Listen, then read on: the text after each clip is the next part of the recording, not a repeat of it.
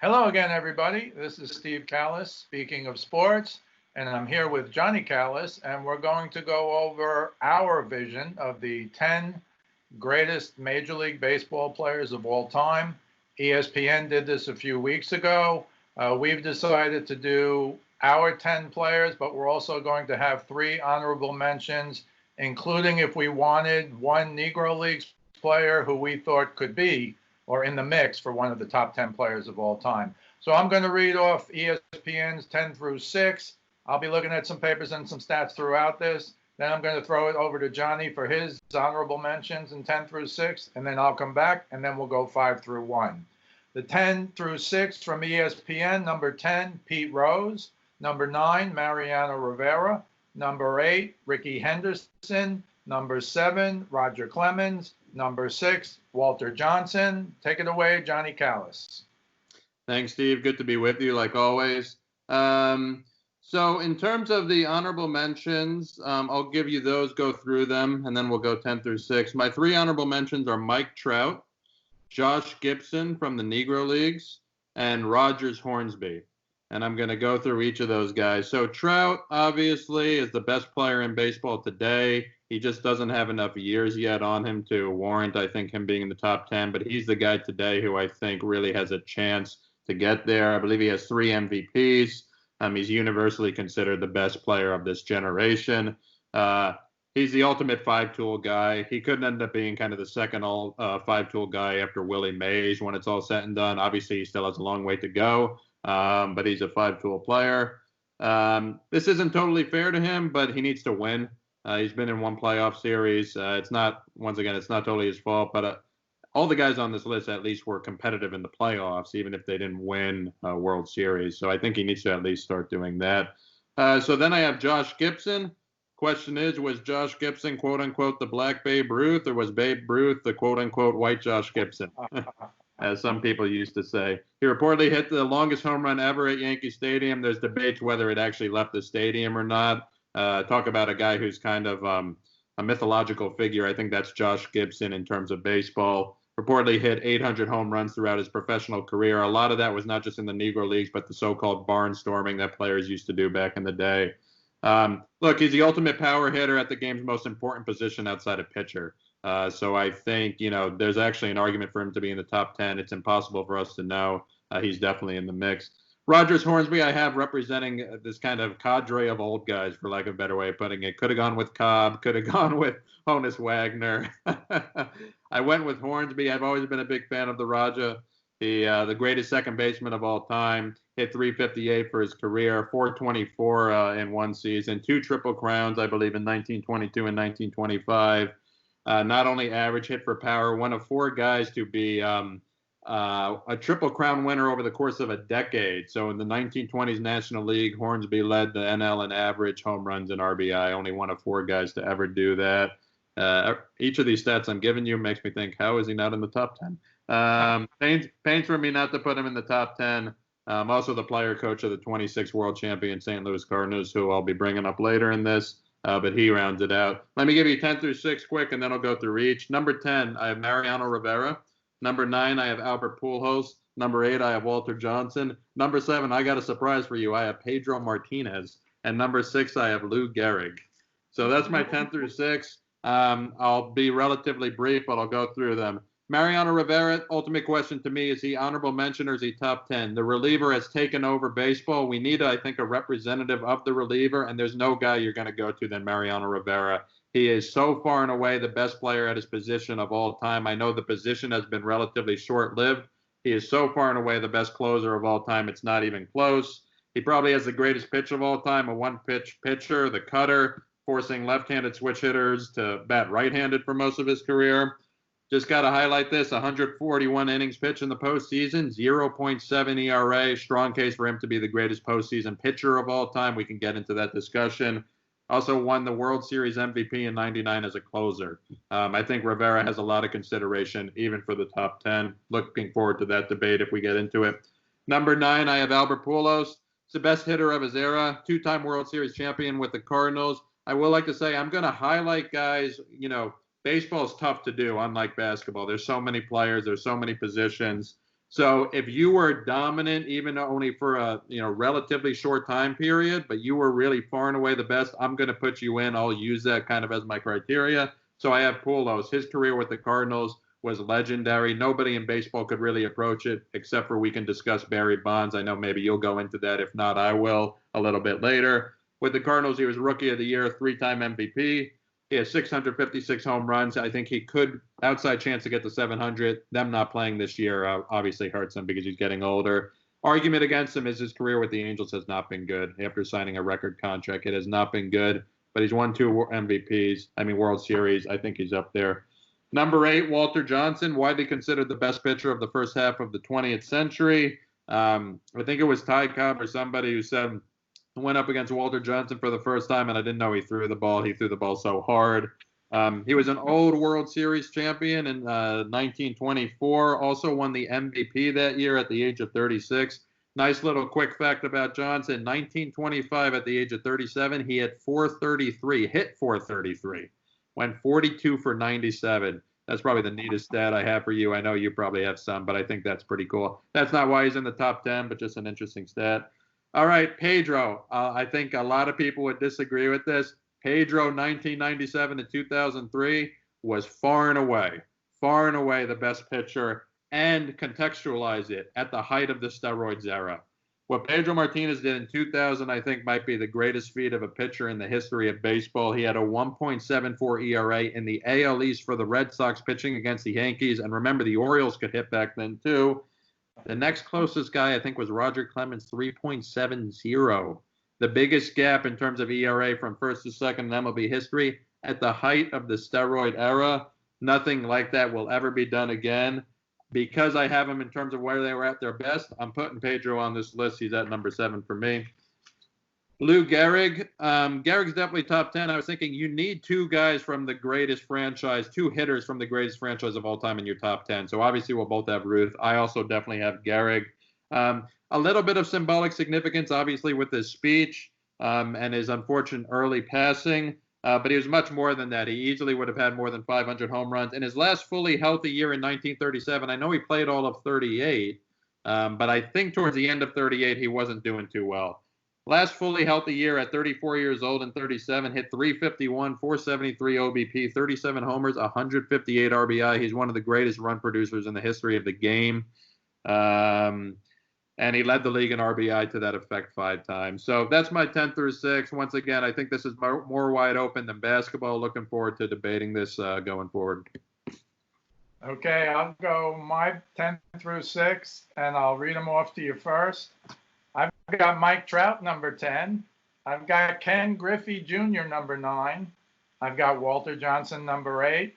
I've got Sandy Koufax, number 7. I've got Rogers Hornsby, number 6.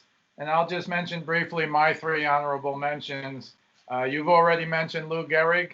I had him just outside. And I will say I couldn't put Mariano Rivera anyway because on the Mount Rushmore of the New York Yankees, call me old, it's still going to be Ruth, Gehrig, DiMaggio, Mantle, and Rivera's 5th. So I couldn't put him. Everything you said is true. Greatest ever as a 9th inning closer. But Gehrig, you've already been through him. 1,995 RBIs, 185 one year, 340 lifetime, 1.080, 1,080 OPS. These are all video game numbers. And a little tidbit that I don't even know if you know, Johnny, that my father, who was a Yankee fan from the late 20s to the rest of his life into 1970, he said the 2 best defensive first basemen he ever saw were Lou Gehrig and Gil Hodges, who still isn't in the Hall of Fame. So Gehrig is one honorable mention. I was speaking to my friend Bob Bonney, a lifelong Yankee fan, and he said, "Are you telling me that Joe DiMaggio is better than Ken Griffey? Is not better than Ken Griffey Jr.?" And I said, "Well, that's a good point, but I went with Griffey, and I'll explain why when I get there." But DiMaggio, of course, and as I said to Bob Bonney, you look at DiMaggio's first 7 years before he had to go into the Army for 3 years. He's one of the 5 greatest players of all time. But when he came back from the war, and this is not his fault, of course, he was a very good to excellent player. He had, I thought, maybe one incredible year. You know, his averages dropped from like, I think it was 30. I figured it out. It was like 33 Oh, 31 homers and 133 RBIs a year on average before the war, and after the war, 24 homers a year and 101 RBIs. And 24-101 is nothing to sneeze at, but you can see the difference in the numbers.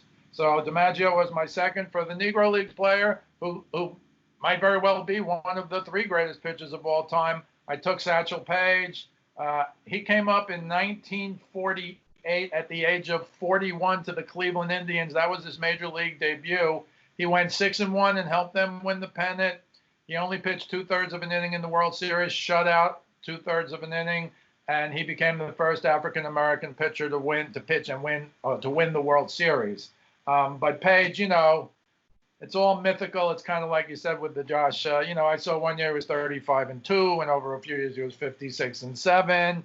They have his Negro Leagues record at 146-64, and I'm sure that does not do him justice. But the stories, called in the outfield and struck out the sides.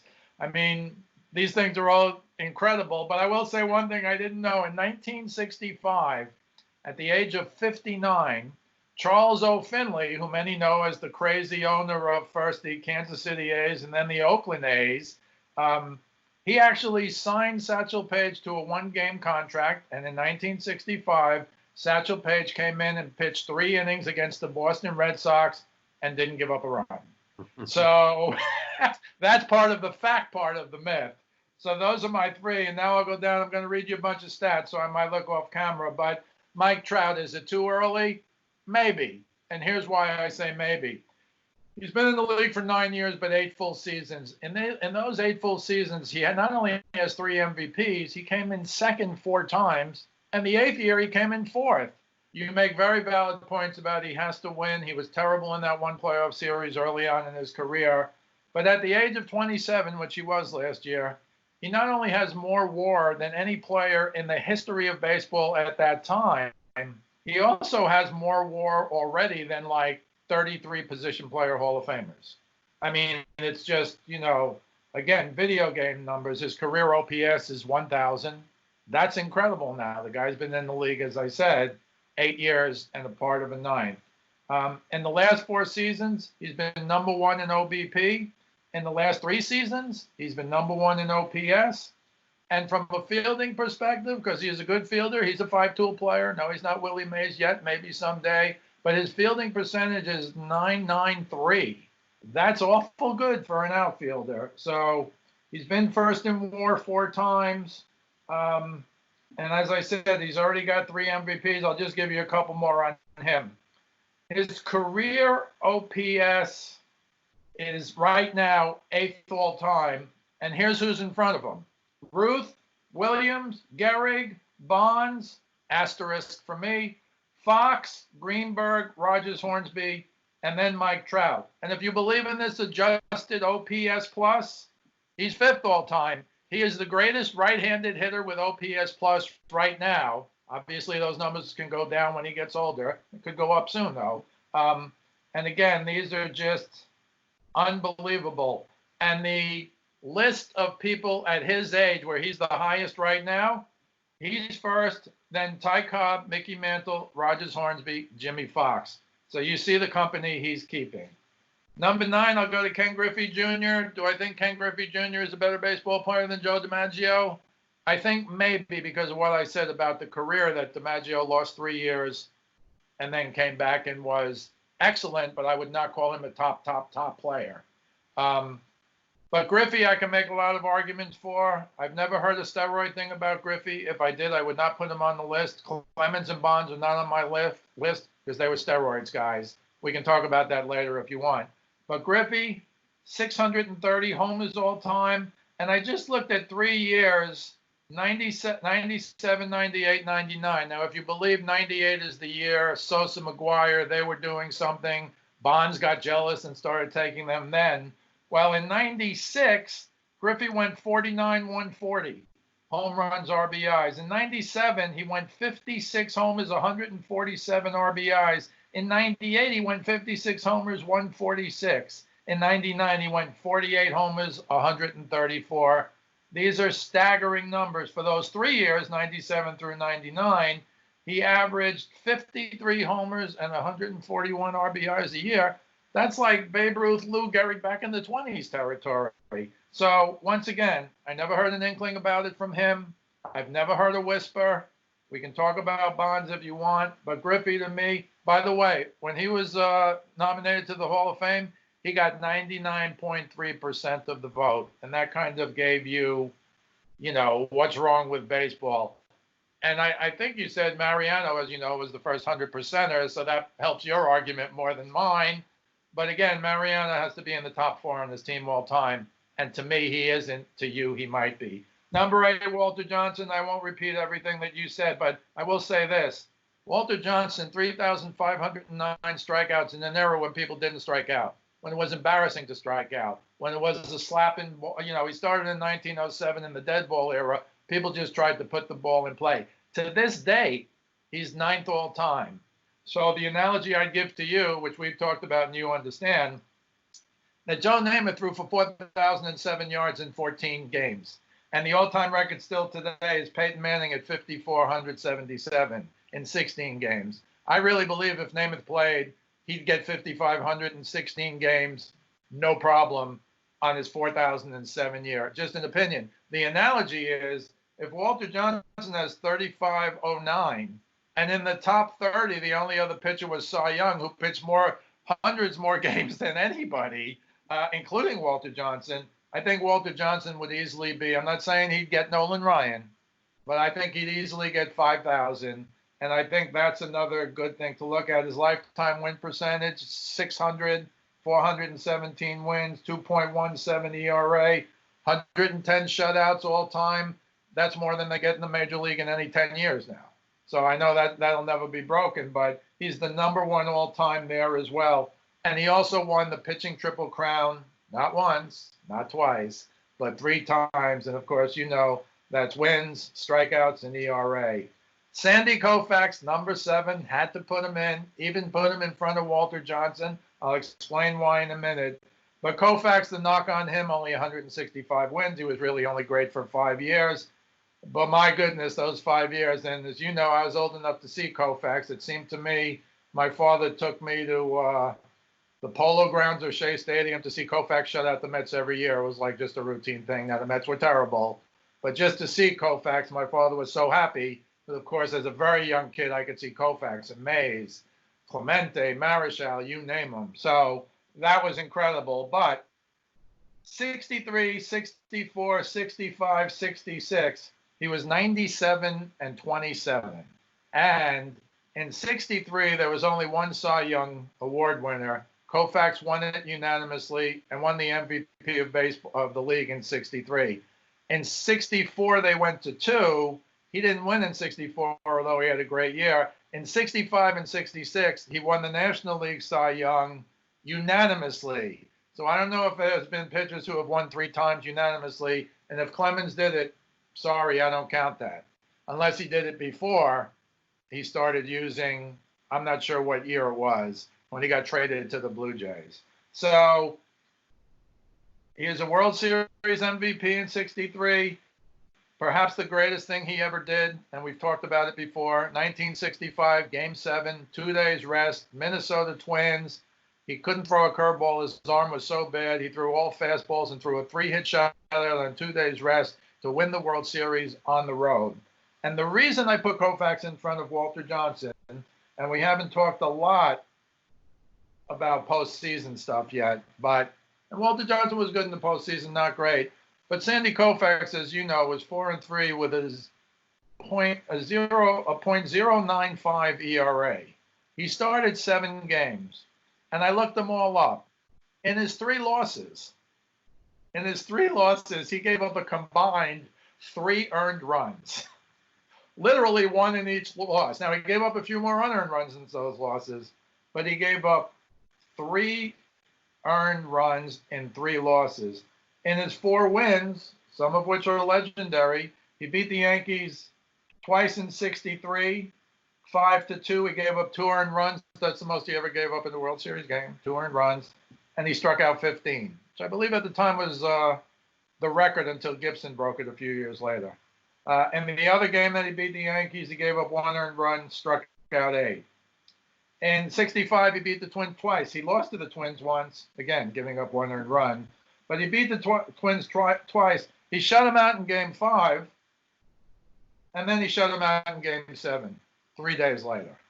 And the Twins, people won't remember, had Zoilo Versalles, the 65 MVP, and they had Tony Oliva, one of my heroes, Harmon Killebrew, a ton of home runs in the 500s, Earl Batty, Bobby Allison, Don Mincher. If people don't know these names, you could look them up, the 65 Twins. They had an unbelievable lineup.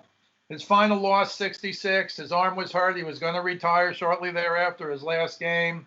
They lost the game 6-0. He gave up 3 runs, 1 earned, even on the final day. So I think that separates Koufax a little bit from Walter Johnson. I did see him personally, easily the best pitcher I've ever seen by far. But the only guy I'll say who I've ever seen that compared to Koufax in the modern day is your guy, Pedro Martinez, through that area. And that one season, Clemens' ERA was more than twice as much as Pedro's. So you make a good case for Pedro. I won't even argue that. But if I needed one game tomorrow, I go Sandy Koufax. Number 6, Rogers Hornsby, your guy. He won the OPS title, which didn't exist at the time, 11 times in the National League. The slugging percentage title, 9 times. OBP, 9 times. Second baseman back then hit 240, and you hope they could field. Or they were really good fielders, and you hope they'd hit 240. When Hornsby retired with 301 homers, he was 5th all-time. And he was 5th all-time behind Ruth, Gehrig, Jimmy Fox, and Mel Ott. So, again, he was a big bopper for his day. As you said, he hit 424. He hit 400 3 times. He won the batting title 7 times. He won 2 Triple Crowns. The first one he won, there was no MVP. It just didn't exist in the National League. The second one he won, he did get the MVP. And as you said, he was the player manager in that 1926 World Series where they upset the Yankees, where I'm sure you'll tell me later that Babe Ruth got thrown out to end the World Series in Game 7 at second base. And his OBP lifetime was 434, which was one of the highest ever. So Hornsby was a freak hitter, and to this day, I think the greatest hitting second baseman of all time. Okay, we'll go to the ESPN top 5, then we'll go to yours, then we'll go to mine, then we can fight it out if we want.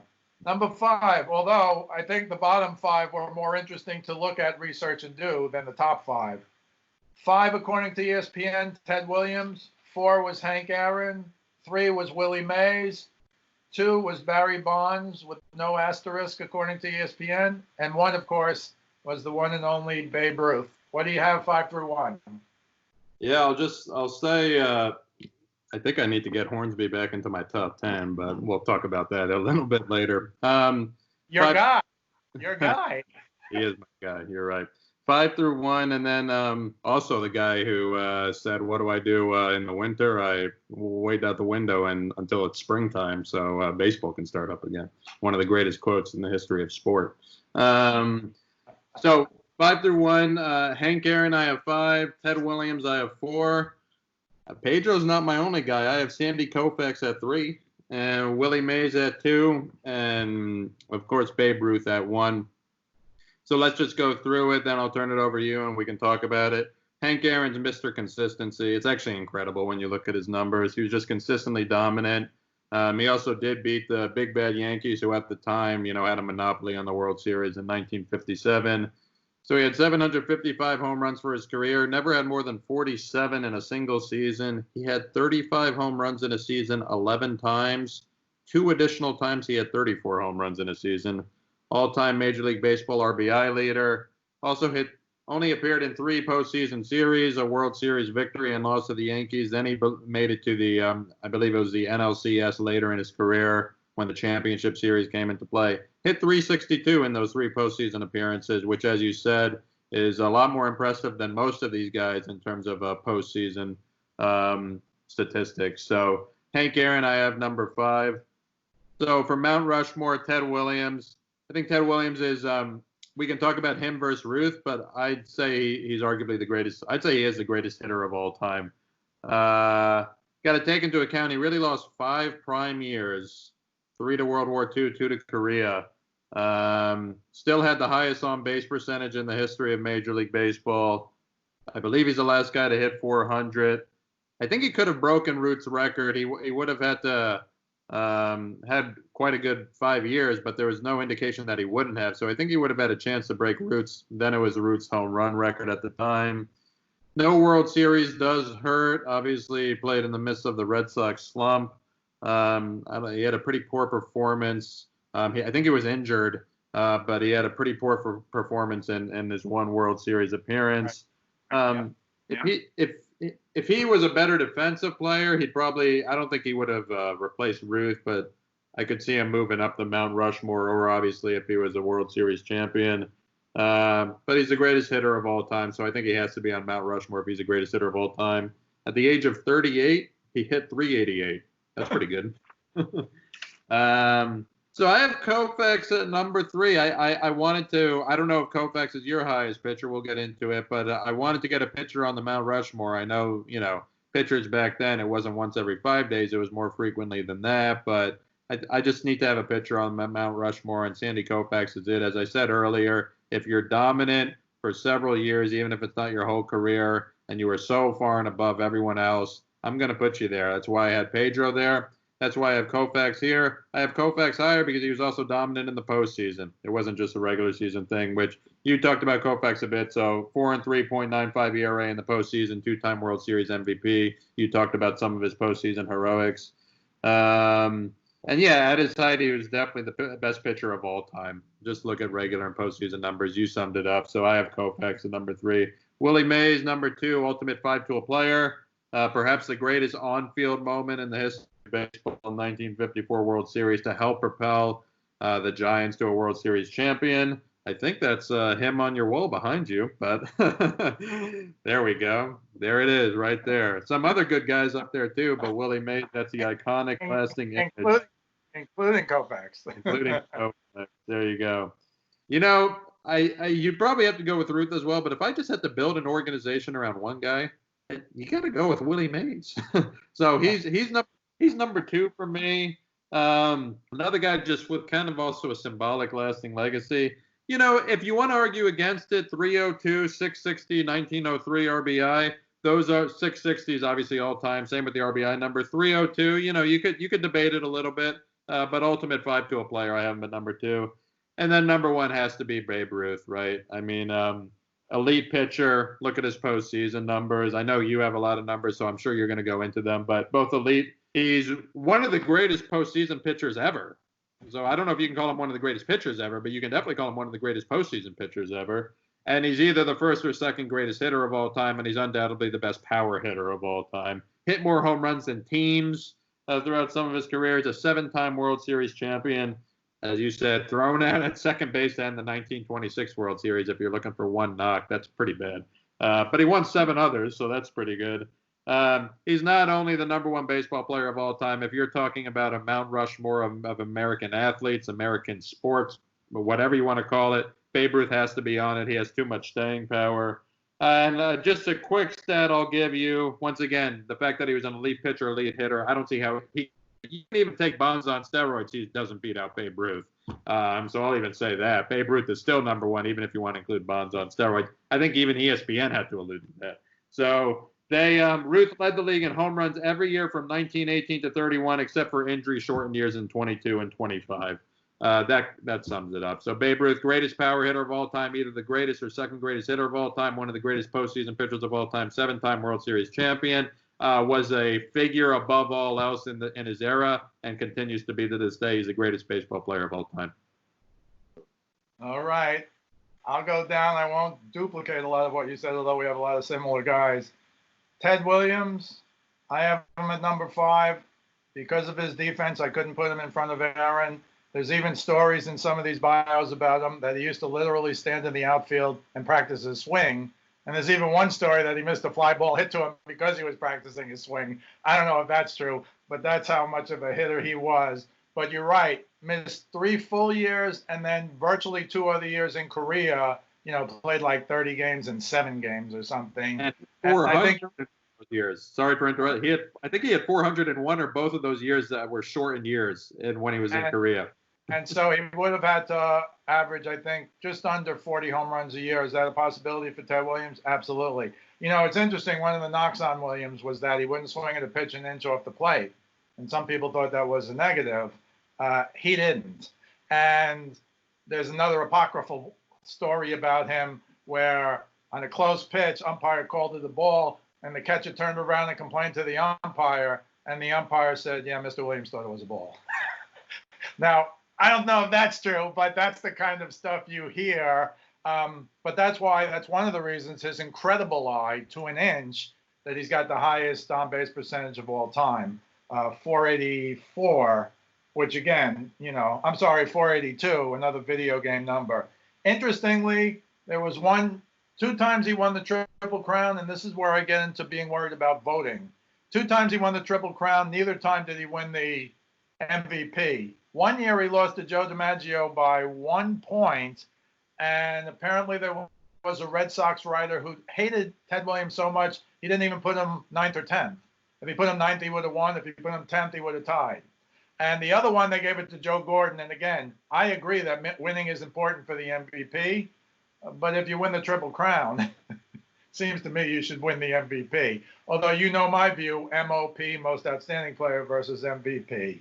And so 2 times MVP, as you said, in non-Triple Crown winning years. A 19-time All-Star, won 6 batting titles. I agree with you, probably 344 lifetime, 482 on-base percentage. Probably the greatest hitter of all time. Just one of those guys, like DiMaggio, even more so, I think, hurt by the war. Because as you said, 388 at the age of 38 is one of the most incredible years in baseball history. And of course, famously hit a home run in his final at bat up in Fenway Park, and he skipped the final 3-game series against the Yankees. That's all I'll say at Yankee Stadium. Number 4, I got Hank Aaron for much of the same reasons. Number 1 in RBIs, 2297, all-time leader in extra base hits and total bases, which leads to your incredible consistency. I think he's minorly complained at times. He played in Milwaukee, Mays played in New York, and that was the difference. And you know what? That could be the difference. And Mays was a little bit of a hot dog, and Hank Aaron wasn't. And by hot dog, supposedly, kept his helmet lightly on so it would always fall off, or his hat. So when he was running after fly balls in the outfield. But Aaron was an excellent defensive player, was kind of lost in Milwaukee, and later Atlanta. Had to go through incredible pressure when he threatened Babe Ruth's record, of course. He was down in Atlanta. There was still a lot of people, this is in the 70s, who didn't want Ruth's record to be broken. The only thing I can say to them is, Hank Aaron, I've got him number 4. It took him like 3,000 more plate appearances or something like that to beat Babe Ruth, which gives you another magnitude of what Ruth did. We'll get to a little more of that later.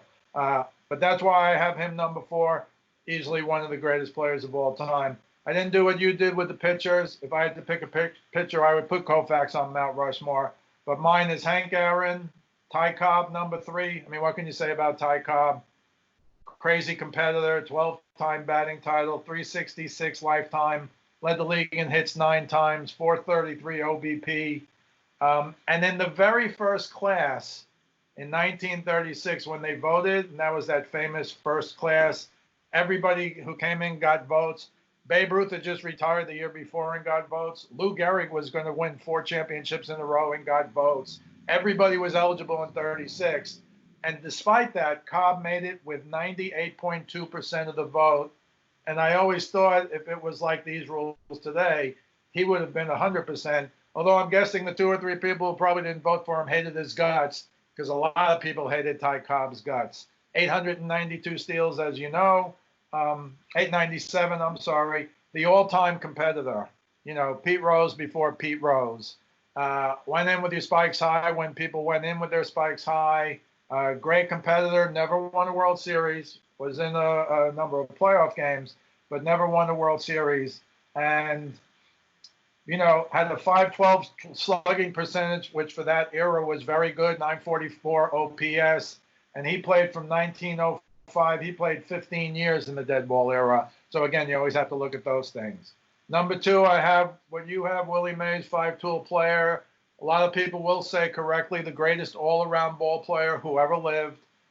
660 home runs at the time when he did it was like, oh my goodness, this is just, unfathomable. Both he and Hank Aaron. Only 302 lifetime, but stuck around at the end. You see those, unfortunately, pictures of him falling in the outfield for the 73 Mets. But, he was actually a pretty good guy to have just around because he had that World Series experience. You talked about the catch in 54. And just to set that up a little bit, Cleveland was a heavy favorite. They had won 111 games, the most ever in the history of baseball. And Willie Mays made that catch in the 8th inning of Game 1 off of Vic Wertz. I think 1 run scored, but not 2. And they won that game, and they swept the Indians, still one of the greatest upsets of all time. 2-time MVP, Rookie of the Year, 24-time All-Star, although there were a few years there where they were, at 2 All-Star games, late 50s, early 60s, maybe 2 or 3 years. But, he made the All-Star game every year. He also missed a year and a half because of Korea. Again, I'm not saying he would have hit 55 home runs in a year and a half, but maybe. Because when he came back, he hit 41, 51, and 36 his next 3 years. So you never know. But Willie Mays, I would say Mike Trout is the new Willie Mays, but he's not Willie Mays yet. But if he does it for another 7 or 8 years, which, probably unlikely, but then we have to talk. Number 1, Babe Ruth, of course. I just want to give you a couple of pitching numbers. 94 and 46 lifetime. As you said, 3-0 as a pitcher in the 2 World Series he won with the Red Sox. His .671 win percentage is still 9th all-time for every pitcher with over 1,000 innings in the history of baseball. And that's just incredible. 2.28 ERA. And oh, by the way, that's just the pitcher. He apparently was the preeminent lefty in baseball at that time. And he actually led the league in home runs. This is why it's so surprising to me why they traded him or sold him. He led the league in home runs as a pitcher. 1 year he only played 90 games, so they were starting to use him, 19, 18. In 1919, he played like 130 games and led the league. But then when he got to Yankee Stadium in 1920, as you know, 54 homers, 1921, 59 homers. But even in 1927, when everybody was finally starting to hit home runs in the live ball era, he still hit home runs, I believe, more than any other team except the Boston Braves played in like a bandbox, and they had a few more home runs than him. But really, just it's hard to explain how good he was. I hope kids today don't look at his stats and it says 1 MVP, because in the 1920s, as you know, in the American League, you could only win 1 MVP. So he won in 1923. He couldn't win again until the baseball writers started voting in the 30s, and by then, he was still awesome, but he wasn't Babe Ruth. But my goodness, in the 20s, he would have won 6 or 7 if you could have. He's only a 2-time All-Star because the last 2 years he played was the first 2 years of the All-Star game. I believe he hit the first home run in the All-Star game. I know he hit the first home run in the new Yankee Stadium, the house that Ruth built in 1923. And to go along with your postseason conversations a little bit, and again, Mays was not good in the postseason. Ted Williams was not good, did have an elbow injury when there's 1 postseason. Joe DiMaggio, 9-1 in the World Series, hit .270 in the postseason. But Babe Ruth, and these are real numbers, in 41 games, he hit 15 World Series home runs, second to my hero, Mickey Mantle, who had 18. He did it in 41 games. So multiply that by 4. That's like a season. That's 60 home runs. He had 33 RBIs. Multiply that by 4. That's 132 RBIs. But he hit 326, 470 OBP, 744 slugging, and his 1.214 OPS, which is what everybody looks to now, is even higher than his career OPS, which is off the charts. So it's just incredible. I don't really know what else to say about Babe Ruth. You really don't have to do any convincing. And the reason he'll always be number 1 for the next 100 years is because you can't combine the pitching. You see Ohtani trying to do it today, but nobody's ever going to do what Ruth did as a pitcher and then switch over to hitting and what Ruth did as a hitting. I'll just say one more time, no Clemens, no Bonds. Read Game of Shadows paperback edition if you don't think Bonds did steroids. Clemens, you can follow it all. A lot of people thought he was washed up at 30, and then he was traded to the Blue Jays and sold two and won the next two Cy Youngs, and then wound up, so he won 7 Cy Youngs. It doesn't mean anything to me. I do believe, though, and do want to say this, Bonds and Clemens should both be in the Hall of Fame to me, because if Bonds never took if Bonds dropped dead the day before he took a steroid, 3 MVPs, he's a Hall of Famer. I think he would have wound up one of the top 20 ball players of all time, and he's definitely number 2 if you want to discard the PEDs, and Clemens is definitely top 10 if you want to discard probably what there was a lot of evidence. They'll say I never failed a drug test. I thought I was getting B12 shots or whatever. But that's why I left those 2 guys out. But I did feel Trout and Griffey in the last 30 years. I think those are the 2 super duper stars that rise above the rest, asterisk, except for the guys who it seems clearly took steroids. Yeah, great points. I agree with you. Barry Bonds should be a Hall of Famer. I also agree the reason I left him off is it is pretty clear he took PEDs, represents a kind of well, to you actually it seems pretty black and white. To me, I was thinking, should I put him on? He is look, if anything in my lifetime, far and away, just once again, he was using steroids, but far and away the most intimidating guy in a batter's box I've ever seen. I mean, it's not even close. You probably have a little bit more context where maybe a guy like maybe a Mickey Mantle in his prime or some other guys could have given him a run for his money. Obviously, neither of us saw Babe Ruth play, but I do think Bonds is a Hall of Famer. There's too many guys for this list, to be honest, so I'm not going to try and find a way to make him on. I already had a hard time, so let's just get into a couple of analytical points I want to make. I don't have Rogers, Hornsby, or Ty Cobb in my top 10. I put Hornsby as an honorable mention. I think that's a fair critique, potentially. But I just have a hard time. You put Hornsby and Cobb on your top 10. There are 4 guys on the top 10 from really before 1930. And I think that's fair, but it's just something, you kind of have to figure out and try and prioritize. I also will make a point for Poole. You said Trout, Griffey last 30 years. I'll make a point for Pujols. Yeah. I mean, we're talking about a guy who, especially if they play this year, which I don't know if they will, and they won't play a full season, that's for sure, who does have an outside shot at 700, not 600, 700 home runs. For a guy who didn't do steroids, or there's really never been any conversation about that, I think he has to at least be an honorable mention, if not in the top 10. But he's been very disappointing with the Angels, so that's a very fair critique. He has won some World Series titles. What I'll say about Trout is he doesn't only need to have another 7 or 8 years. He needs to do that. What he needs to do to come close to Willie Mays is have a moment like you have behind you right there. And I know that's not fair, but we did talk about, or at least I made the argument in part for Jordan, just having that moment, being able to come up to it. I think that does matter for these guys and these lists. These lists are kind of, there's 100 different arguments you can make, especially in a sport like baseball. That does those defining moments matter. And I think Mike Trout could very well still have it. I think he now has a better team and a better manager, I may add, around him than he ever has before. So I think he'll have the opportunity. But something like that behind you, that partially makes Willie Mays. It doesn't completely make him, but we don't think of Willie Mays without thinking of that. And that's a reason he's number 2, in my opinion. And I just want to give one more critique, and then I notice the sun's in my eyes, so I'm going to close my blinds as you talk. But I will say top 10, I know you have him, Gehrig, as an honorable mention, but top 10 all-time baseball, Steve Kallas, who's much more of a Yankee guy than I am. One guy from the New York Yankees, by far the greatest organization, not just in MLB history, in the history of professional sports. I don't even love the team anymore. One guy out of 10, I think you got to find a way to get a second on there, whether it's Gehrig. And feel free to obviously respond to that. We can bat it back and forth for a little bit. No, I think, no, you have a good point.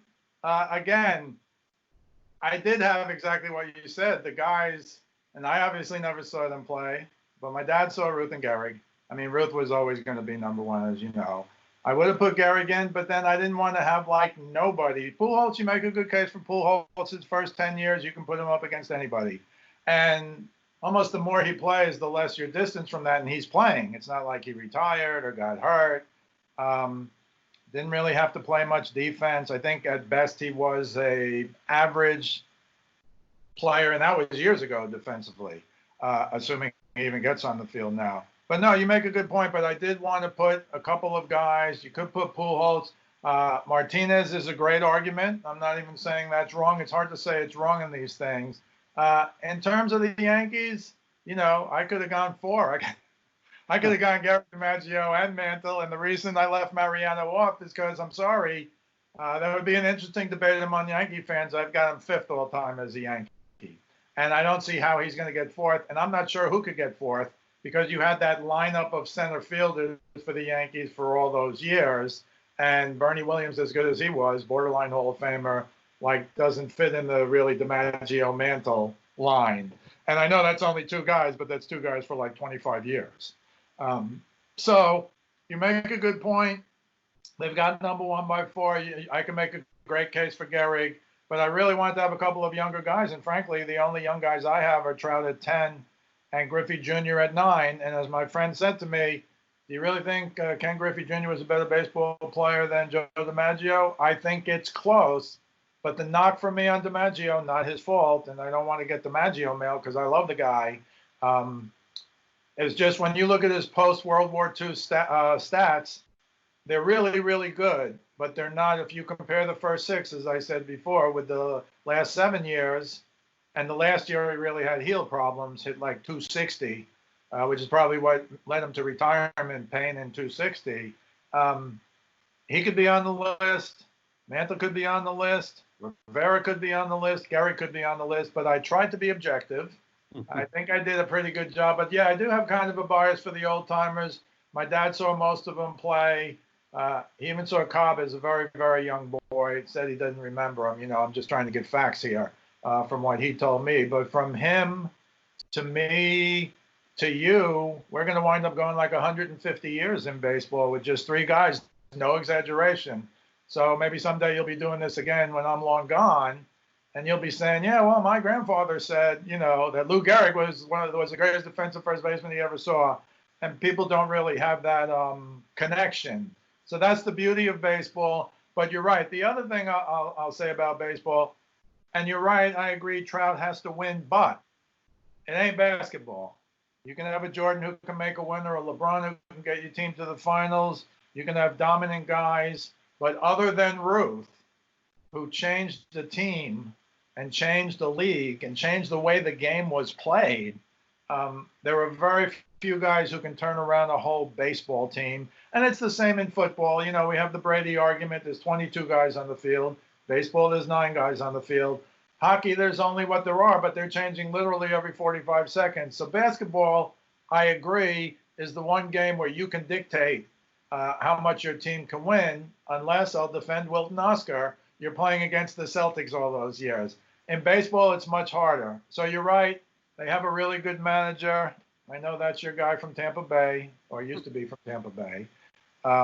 And, maybe they'll get there. And Trout was terrible the one year he played, but it was very early in his career. And right now, he's the most dominant player by far. I won't say he's Pedro over the rest of the team, over the rest of the pitchers that year that you were talking about before for Martinez. But I will say he's number one, and you can't see how far back number 2 is. And I don't even know who it is. Maybe Mookie Betts. It's not Bryce Harper anymore. But whoever it is, they can't see Mike Trout. So I think salary-wise, I know we're not going to get into that now, he set the cap because there's nobody near him. So Johnnie Kallas, any final words? Yeah, just a couple of final words. I think you're totally right in terms of baseball being different from basketball. You can't control having the moment. So I totally agree with you on that. I emphasize, I don't know if we think of Willie Mays is, I think, one of the top 5 players in the history of baseball, no matter what. I don't know if we think of him necessarily as the second greatest if he doesn't have that moment, I guess is what I'd say. We might, but I think it's interesting. Bill Mazeroski's in the Hall of Fame because of a moment. Once again, though, Mike Trout doesn't have the control to be up in, the bottom of the 9th where a home run can win the World Series, right? So I totally agree with that. And I'm really looking forward to seeing how his career finishes up because I think he's the one guy who has a case not only to be in the top 10, but to really move up the top 10.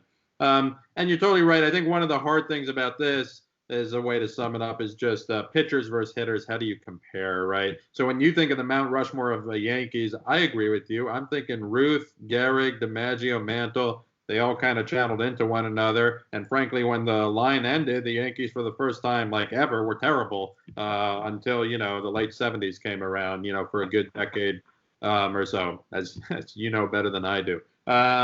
But Mariano, it depends how you rank it. So in some ways, how do I not even have him at my Mount Rushmore of Yankees, yet I have him in the top 10? The significance of the reliever. I just think it's totally revolutionized the game. I know that's really only happened in the past 25 years, and it's only accelerated in the past 10 or 15 years. If you're looking for one guy, it has to be Mo, even though he did just come in for one inning, came in for more than one inning in some pretty big games.